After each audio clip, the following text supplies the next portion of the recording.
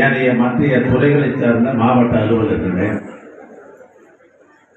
திரளாக கூடியிருக்கிற கல்லூராய் மலையை சார்ந்த அன்பு சகோதரர்களே, நண்பர்களே, பயனாளிகளே, காக்கமுள்ள பத்திரிகை நண்பர்களே, தொலைக்காட்சி நண்பர்களே, உங்கள் அத்தனை பேருக்கும் இந்த நண்பர்களிலே எனது நன்றி கலந்த வணக்கத்தை நான் முதலில் தெரிவித்துக் கொள்ள விரும்புகிறேன். 2000 ஆண்டு காலத்துக்கு முன்னால் பிறந்த வள்ளுவர் பெருந்தகை இப்படித்தான் குறிப்பிடுகிறார். வினையின்மை செல்வம் விளைவின்பம் ஏமம் அணியென்ற நாட்டின் எண்ணி வைத்து என்று சொல்லுகிறார். என்ன பொருள் என்று சொன்னால், மக்களுக்கு நோயற்ற வாழ்வு, விளைச்சல் மிகுதி, பொருளாதார வளம், அதன் மூலமாக இன்ப நிலை, பாதுகாப்பு ஆகிய 5 ஒரு நாட்டுக்கு இருக்குமேயானால் அது அழகான கூறப்படுகின்ற பாராட்டுக்கு வந்த நாடாக அமையும் என்று வள்ளுவருடைய வாக்கு. அந்த வாக்கு எதற்கு பொருந்தும் என்று சொன்னால், இன்றைக்கு தமிழ்நாட்டை ஆண்டு கொண்டிருக்கிற திராவிட மாடல் ஆட்சியினுடைய முதல்வர் மாண்புமிகு அண்ணன் தளபதியாருக்குத்தான் இந்த குரல் பொருந்தும் என்று சொன்னால் அது மிகையாகிறது. அப்படிப்பட்ட ஒரு சிறப்பான ஆட்சியை இன்றைக்கு நடத்தி கொண்டிருக்கிறார். அந்த வகையில் தான் இந்த கல்லூராய் மலை என்பது இது கிழக்கு தொடர்ச்சி ஒட்டிய மலையை சார்ந்தது. ஏறத்தாழ 1100 சதுரடி பரப்பளவு. இங்கே தாலுகா அலுவலகம் இருக்கிறது, ஒன்றிய அலுவலகம் இருக்கிறது, வருவாய் கிராமங்கள் என்று எடுத்துக்கொண்டோம் என்று சொன்னால் 44 வருவாய் கிராமங்கள் இருக்கிறது. ஊராட்சிகள் என்று சொன்னால் 15 ஊராட்சிகள் இருக்கிறது. பொது விநியோக கடை என்று எடுத்துக்கொண்டோம் என்று சொன்னால் 34 பொது விநியோக கடைகள் இருக்கிறது. அன்றாட உணவுக்கு தேவைய உணவு அட்டை இருக்கிறது. 15,244 உணவு அட்டைகள் இருக்கிறது.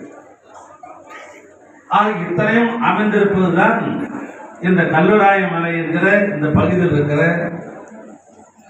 மக்கள் பயன்பாட்டுக்கு உதவுகிற அரசனுடைய முகவர்களாக இருந்து இங்கே அலுவலர்கள் பணியாற்றிக் கொண்டிருக்கிறார்கள். அந்த வகையில் தான் இந்த பகுதியில் இருக்கும் மக்கள் நீண்ட நெடுங்காலமாக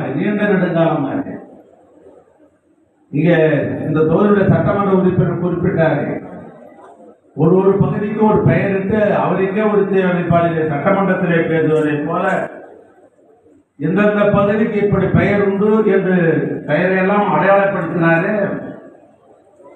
அந்த காலம் தொட்டு அவர் சட்டமன்றத்திலே அவர் பேசுகிற பொழுது ஒரு கருத்தை அழுத்தமாக சொல்வார். காலாகாலமாக வாழ்ந்து கொண்டிருக்கிறான் மலைப்பகுதியில. அந்த வனப்பகுதியில வாழ்பவர்களுக்கு தான் வாழ்கிற இடத்திற்கு தனது சொந்தம் கொண்டாட முடியவில்லை. அவன் சொந்தம் கொண்டாட வேண்டும் என்று சொன்னால் அவனுக்கு உரிமையை தர வேண்டும் மாநில அரசாங்கம்.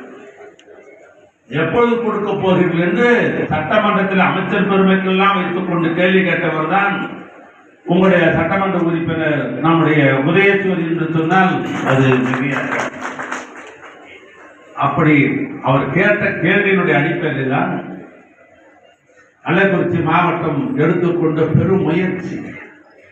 அதன் மூலமாக 10/2/2000 அடிய நானே இந்த மலைப்பகுதிக்கு வந்து 2000 பயனாளிகளுக்கு வன உரிமை சான்றை நானே வழங்கினேன்.